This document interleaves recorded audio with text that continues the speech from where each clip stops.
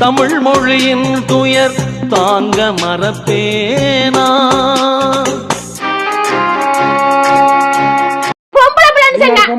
அப்படி இல்ல, நீங்க அநியாயம் செய்யும் பிறகு நான் பாத்துக்கிறேன்.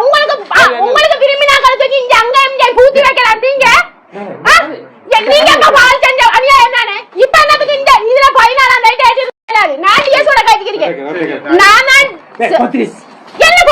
என்ன பத்துறீங்க நீங்க? நான் தான் ட்ரான்ஸ்ஃபர் போட்டேன். நீங்க என்ன எனக்கு உள்ள கடியா மடிச்சு வாங்குவீங்க எனக்கு? கதைக்கத்தை நிப்பாட்டு. அப்படி இல்ல, அப்ப நீங்க சார் நான் உங்ககிட்ட மாதிரி என்ன சார் நீங்க எப்படி காய்க்கிற நீங்க? சரியா? என்ன நாகரி பொம்பளை பிள்ளைன்னு சொன்னா? அப்படி இல்ல, நீங்க அநியாயம் செய்யும் பிறகு நான் பாத்துக்கிறேன். உங்களுக்கு விரும்பினாக்களை தூக்கி இங்க அங்க இங்க பூத்தி வைக்கலாம். நீங்க பால் செஞ்ச அநியாயம் தானே. இப்ப என்னத்துக்கு இந்த இதுல அம்பாறை மாவட்டம் நிந்தவூர் பிரதேச சபைக்குள்ள நடந்த ஒரு சம்பவம் என்று சொல்லி ஒரு வீடியோ பட்டவலா ஓடிக்கொண்டிருந்தது. அதில் நடந்த விஷயம் இவ்வளவுதான், சுருக்கமாக சொல்கிறேன்.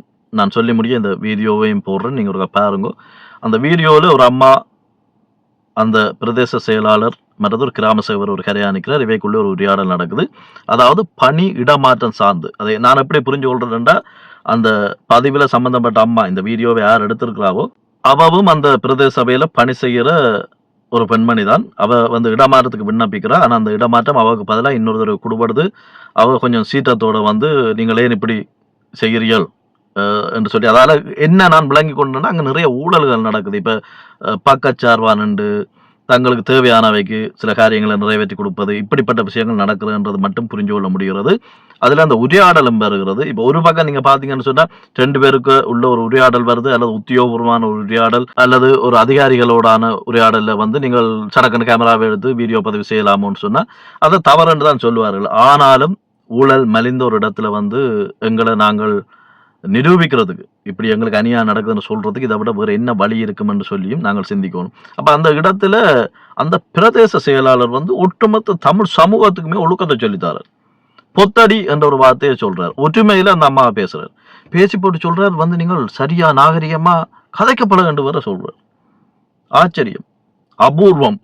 என்னன்னு சொல்றது, ஒரு குழப்ப நிலை. அடுத்த வார பிள்ளைகள் ஒரு பெண் பிள்ளைய அல்லது ஒரு அம்மாவை, ஒரு அக்காவை, ஒரு தங்கச்சியை, குறிப்பா ஒட்டுமொத்த பெண் பிள்ளைகளோட நீங்கள் எப்படி பேசணும் என்ற சந்தேகம் வந்தால் ஒரு பஸ்ஸையோ ஆட்டோவையோ எதையாவது பிடிச்சி இல்லை சைக்கிள்லையாவது உருண்டு போங்க. யாழ்ப்பாணத்திலேருந்து அம்பாறைக்கு போக பல மணி நேரங்கள் ஆனாலும் பல நாட்கள் ஆனாலும் நடந்து சரி போய் அம்பாறை மாவட்டம் இந்த நிந்தவூர் பிரதேச செயலாளரை சந்திச்சு பிரதேச சபைக்குள்ள போய் அவர்கிட்ட கற்றுக்கொள்ளுங்க. என்னை பொறுத்தளவுக்கு இந்த சம்பவம் இலங்கை நாடாளுமன்றத்திலும் மட்டக்களப்பு மாவட்ட நாடாளுமன்ற உறுப்பினர் ஒருத்தர் அதை எடுத்து பேசியிருந்தால் எவ்வாறாயினும் இது விசாரிக்கப்பட்டு அதுக்கான தீர்வை பெற்றுக் கொடுக்கணும். அந்த அம்மான பிரச்சனை என்னன்னு சொல்லியும் கதைப்படணும்.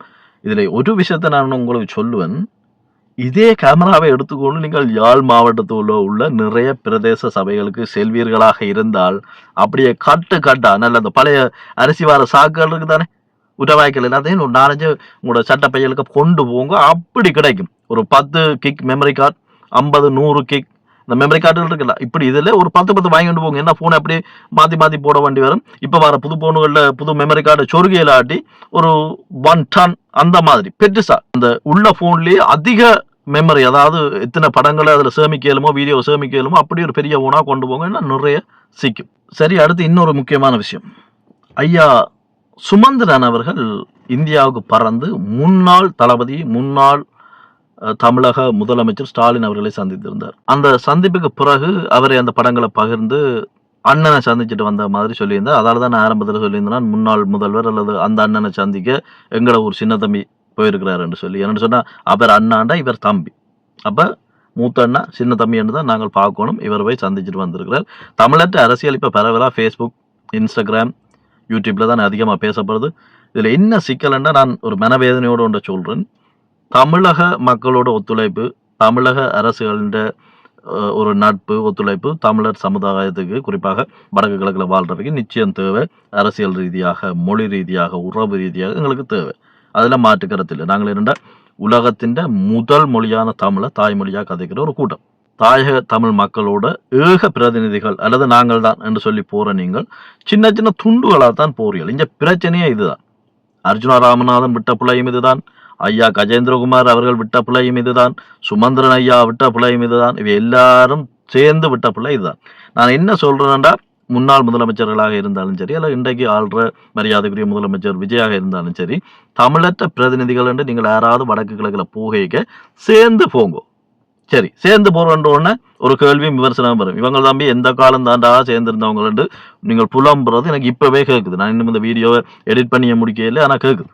சிக்கல் என்னண்டா நான் சொல்றது, இப்ப மாகாண சபை தேர்தல் வருதுண்டா ஒரு கூட்டணி அமைக்கிறீர்கள் தானே, அதுல என்ன சொல்றீங்க நீங்க? எல்லா கட்சிகளுக்கும் தனித்துவமான செயற்பாடுகள் இருக்கும். ஒரு கருத்தொண்ட முன்வைக்க அந்த கருத்துல எல்லா கட்சிகளும் ஒத்து வருகின்ற பொழுது அவை நிறைவேற்றப்படும்.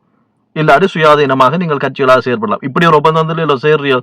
அதே மாதிரி தமிழரை பிரதிநிதித்துவப்படுத்துறன்ற ஒரு இடத்துல கட்சி பகை அரசியல் கோட்பாடுகளுக்கு வேறுபட்டு நாங்கள் எங்களோட பயணங்களை சேர்ந்து போய், அதாவது இப்போ எந்த அரசியல் கட்சியையும் இலங்கையில் எடுங்கோ, தமிழதாய பிரதேசத்தில் எடுத்தால் என்ன சொல்லணும்? தமிழருக்கான நிரந்தர தீர்வு, எங்களோட நாட்டோட எங்களோட பகுதிகளோட முன்னேற்றம், காணி விடுவிப்பு, அபிவிருத்தி, மற்ற மக்களை போல சுதந்திரமாக சுய நிர்ணய உரிமையோட ஒரு அதிகாரம் கொண்ட, அதாவது எங்களை நாங்களே பராமரித்து கொள்ற அதிகாரம் கொண்ட நிம்மதியாக வாழ்ற ஒரு வாழ்க்கை.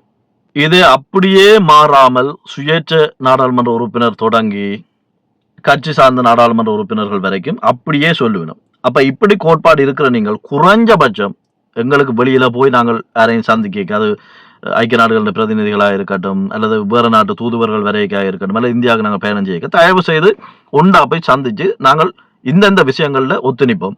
பிறகு தாயக அரசியல் நாட்டுக்குள்ள திரும்பினாப்புல அடிபடுவோம், மக்களை ஏமாற்றுவோம், ஊழல் செய்வோம், அப்படி இப்படின்னு சொல்லி ஏதோ செய்து முடியுங்க. ஆனால் குறைஞ்சபட்ச ஒரு அறம் அல்ல குறைஞ்சபட்ச ஒரு ஒழுக்கத்தோடையாவது ஒட்டுமொத்தமா ஒருமித்த கருத்தா இருக்கிற நான் ஏற்கனவே சொன்ன இந்த கருத்துக்களுக்குள்ள நீங்கள் எல்லாருமே ஒத்து வாரீங்கள். ஏன்னா இதைத்தான் கதைக்கிறீர்கள். மனசுல இருந்து கதைக்கிறீங்களோ, வாயிலேருந்து கதைக்கிறீங்களோ, வயிற்றுல இருந்து கதைக்கிறீங்களோ, அதுக்கு உண்மையா இருக்கிறீங்களோ இல்லையோ அது வேற பிரச்சனை. ஆனால் இப்படி போய் சந்திக்கும் போது அவங்களுக்கு தெரியும் தமிழர்கள் அங்க ஒத்து இருக்கிறார்கள். இப்ப சந்தேகம் என்னண்டா, அங்க இருக்கிற அரசியல் கட்சி தலைமைகளுக்கு அல்லது முதலமைச்சர்களுக்கு என்ன குழப்பம் என்றால், யார பிரதிநிதிகளா எடுத்துக்கொள்றது, அதாவது ஏக பிரதிநிதிகளா கஜேந்திரகுமார் பொன்னம்பலம் ஐயாவை எடுக்கிறதா, ஐயா சுமந்திரனை எடுக்கிறதா, அர்ஜுனா ராமநாதன் ஐயாவை எடுக்கிறதா, இல்லாட்டி யார் யார் வரினம் போயினவியலை எடுக்கிறதா, டாக்டர் தேவானந்த ஐயாவை எடுக்கிறதா, இப்படி யார் தலைமை என்று தெரியாத குழப்பம் இருக்கு. அப்ப அதையும் கருத்தில் எடுத்துக்கொள்ளுங்க. மற்றது இப்ப போட்டி என்னன்னா யார் யாரை போய் சந்திக்கிறது என்று சொல்லிப்பட்டு போறது, சந்திக்கிறது, போட்டோவை போடுறது, அந்த போட்டிகள் ஒன்றும் போறதுமா இருக்கு. நான் யாரையுமே கேலி பண்ணுவதற்காக இதை சொல்லல. தயவு செய்து இந்த இடத்துலயாவது எங்களை பிரதிநிதித்துவப்படுத்துற சூழல் வரைக்க தயவு செய்து அரசியல்வாதிகள் என்று வடக்கு கிழக்குல வாழ்ற எல்லா தமிழர்களும் இணைஞ்சு போய் சந்தியுங்க. அதுதான் ஒரு சரியான முன்னுதாரணத்தை கொடுக்கும். அதே ஒரு குறைஞ்சபட்ச ஒரு கோரிக்கை எடுத்தாவது செய்ய பாருங்க. இந்த யுத்த காலங்கள்ல ஆங்காங்கே எப்பாவது இருந்துட்டு ஒரு சினிமா படம் பார்ப்போம். அந்த படத்துல நடிகர் விஜய் நடிச்சிருப்பார். அப்ப அந்த காட்சிகளும் அந்த படங்கள்ல வந்த பாடல்களும் இன்றைக்கும் எங்களுக்கு அந்த படத்தை ஞாபகப்படுத்தாது, அந்த நடிகரை ஞாபகப்படுத்தாது. அன்று நாங்கள் கடந்து வந்த சூழல், எங்களோட சிறுபிள்ள பிராயங்கள் இதுகளை ஞாபகத்துக்கு கொண்டு வரும். அதால அந்த அழகிய நினைவுகளோட இந்த நடிகரும் இணைந்து கொள்வார். அவ்வாறு தான் எனக்கு இந்நாள் முதலமைச்சர் மரியாதைக்குரிய விஜய் அவர்கள், அந்நாள் நடிகர், இவர் இந்த வாழ்க்கையில தொடர்பட்டது. பிரச்சனை என்னென்றா, இவர் அரசியலுக்கு வந்ததுக்கு பிறகு கூட நான் ஒரு இடத்திலையும் அவரை விமர்சிக்கையில் இந்த காங்கிரஸ் கட்சியோடு அவருக்கான உறவுகள் அதுவான பேச்சுவார்த்தைகள் போன காலங்களில் கூட, அதாவது அவர் ஆட்சி அமைக்கிறதுக்கு முதல் நான் அவரை விமர்சிக்கையில் நான் நம்பிக்கொண்டிருந்தேன் அவரும் ஒரு தமிழர், அவருக்கு எங்களோட வலி வேதனைகள் புரியும். சில நேரங்களில் இந்த தேர்தல் காரணமாக சில பேர் சாணக்கியத்தனமாக சில கோட்பாடுகளை எடுப்பார்கள், சில நுணுக்கமான வேலை திட்டங்களை செய்வார்கள், அதாவது அந்த தேர்தலில் வெல்றதுக்காண்டி.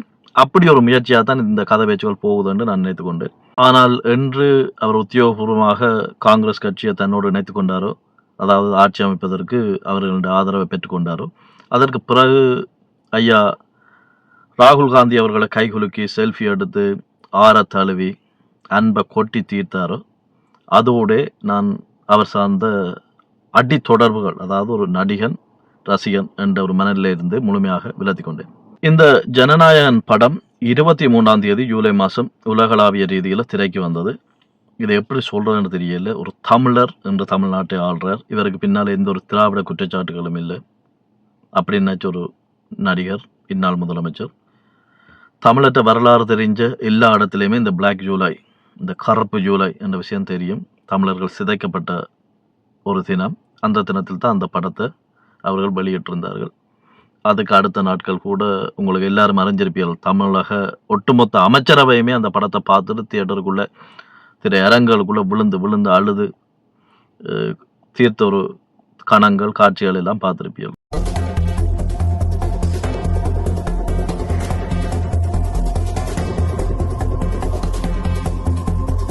இதுகளுக்கெல்லாம் பிறகுதான் இது எப்படியான ஒரு அரசு, அவருக்கு எங்களோட தமிழ் மக்கள் குறிப்பாக இந்த ஈழத்தமிழர்கள் சார்ந்து எவ்வளவு ஒரு அக்கறையும் புரிதலும் இருக்கிறது என்பதை நான் ஓரளவு விளங்கி கொண்டேன்.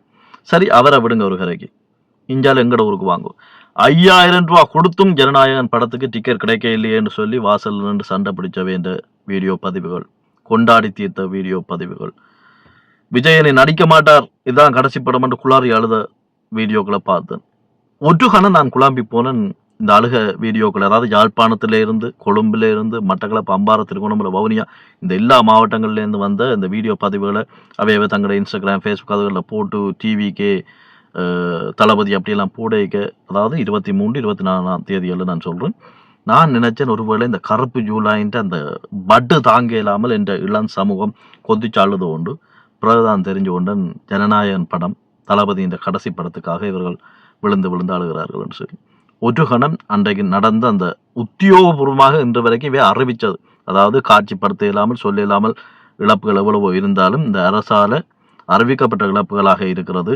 5638 தமிழர்கள் கொல்லப்பட்டார்கள், 466 தமிழர்கள் அல்லது அந்த சூழல்ல காணாமல் ஆக்கப்பட்டார்கள், 670 தமிழ் பேசும் பெண்கள் கற்பழித்து, அதாவது பாலியல் வன்புணர்வு செய்யப்பட்டார்கள். இது சொல்லக்கூடிய மாதிரி உத்தியோகபூர்வமாக அவர்கள் அறிவித்த எண்ணிக்கை. சொல்லப்படாத வலி, துன்பம், இழப்புகள் 1000. இவ்வளவு விடயங்களை நான் சொன்னதுக்குரிய காரணம், இப்படி ஒரு சமூகம் இருக்க அந்த சமூகம் தகாத வார்த்தைகளால் பேசி திட்டி தீர்க்கிறது ஒன்றும் ஆச்சரியப்படுற விஷயம் இல்லை. எனக்குள்ள வலியே என்ற சமூகம் எதை ஆதரிக்கணும், எதை எதிர்க்கணும், யாரை ஆதரிக்கணும், யாரை எதிர்க்கணும், தமிழ் என்ற ஒரு குடைக்கு கீழே எப்படி வரணும் என்று சிந்திக்கிறது அல்லது அதை நடைமுறைப்படுத்துறது அவ்வளவு எளிதாக இருக்க போறதில்லை. இருந்தாலும் என்னையோ அல்லது என் போன்ற விமர்சகர்களை திட்டுறவர்கள் அல்லது எங்களோட இனத்துக்கு எதிராக கருத்து கூறுகிறவர்கள் அல்லது உள்ளே இருந்து பிரிவினையை கொண்டாடுறவர்கள், ஊழல் நிறைந்த அரசியல்வாதிகள், இவை எல்லாருக்கும் நான் சொல்றேன், அர்ச்சுனா ராமநாதன், இதுக்கு முன்னாலே இருந்த சம்பந்தன் ஐயா, இப்போ உள்ள சிவஞானம் ஸ்ரீதரன் ஐயா அவர்கள், சுமந்திரன் ஐயா அவர்கள், டக்ளஸ் தேவானந்தா ஐயா அவர்கள், இப்படி இன்னும் எவ்வளவு அரசியல்வாதி எல்லாம் இருக்கிறேன். நான் ஒன்றை மட்டும் சொல்லுவேன், இவை எல்லாருமே தமிழ் தாயின்ற பிள்ளைகள் தான். ஆனால் அவர்கள் தமிழர்கள், தமிழ் தாயின் பிள்ளைகள் என்று சொன்னதுக்காண்டி இவை எல்லாரும் நல்லவ என்று சொல்லி எல்லாரையும் ஒரு தட்டில் பார்க்கலாம். சில பேர் களையப்பட வேண்டும், சில பேர்கள் நீக்கப்பட வேண்டும், சில பேர்களை தட்டி கொடுக்க வேண்டி இருக்குது. காரணம், நான் ஒன்றை மட்டும் சொல்றேன், என்னை எதிர்க்கிற வைக்கும் இந்த மண்ணில் ஒரு தூய்மையான ஊழல் இல்லாத ஆட்சியை எவர் பேச முன்னுக்கு வந்தாலும், அது நான், நீங்கள், எவராக இருந்தாலும் அவருக்கு ஆதரவு அளியுங்கள். ஏனென்று சொன்னால், நாளைக்கு ஒரு பிரதேச சபை கொண்டு, மாநகர சபை கொண்டு, இனி மாகாண சபையின் முதல் அமைச்சு என்று வருகிற ஆதிக்கம் வரைக்கும் அதுக்கு கீழே தான் நாங்கள் வாழ வேண்டி வரும். அப்போ நல்லவர்கள் ஆட்சி செய்ய வேணும். நான் எந்த இடத்துலையும் அர்ச்சுனா ராமநாதனோ அல்ல குறிப்பிட்ட எந்த அரசியல்வாதிகளையும் கதைக்க விரும்ப இல்லை. நல்ல எண்ணத்தோடு வந்தாலும் ஆதரியுங்கள். விமர்சிப்பதை கூட கொஞ்சம் கேட்டுட்டு திட்ட வழிக்கிடுங்க. இன்னொரு ஆக்கப்பூர்வமான பதிவில் உங்களை சந்திக்கும் வரை நன்றி, வணக்கம். இந்த சமுதாயம் என்றும் தரும் காயம், வாழ்ந்தா அது வெறுக்கும், தாழ்ந்தா எறி மிதிக்கும், அது ஆட்டும் அந்த சேர்ந்து கூடும் சாந்த தனி மனித கருத்து எத்தனை பேருக்கு இருக்கு. ஊர் சொன்னா சரி, பிள்ளை சொன்னா பிள்ளை, உனக்கு பயம் கிடைச்சதென்ன நயம், உன்னை கம்பெனி போகும், கொள்ள குடி பூகும், நிம்மதி இனி இல்ல இன்னுமா விலங்கல்ல. இந்த சமுதாயம் என்றும் தரும் காயம், வாழ்ந்தா அது வெறுக்கும், தாழ்ந்தா எறி மிதிக்கும். அடிமல் அடி பட்டு பொடிய பட்டு புதிதாய் ஒரு பெற்று தெளிவ நடை போடு.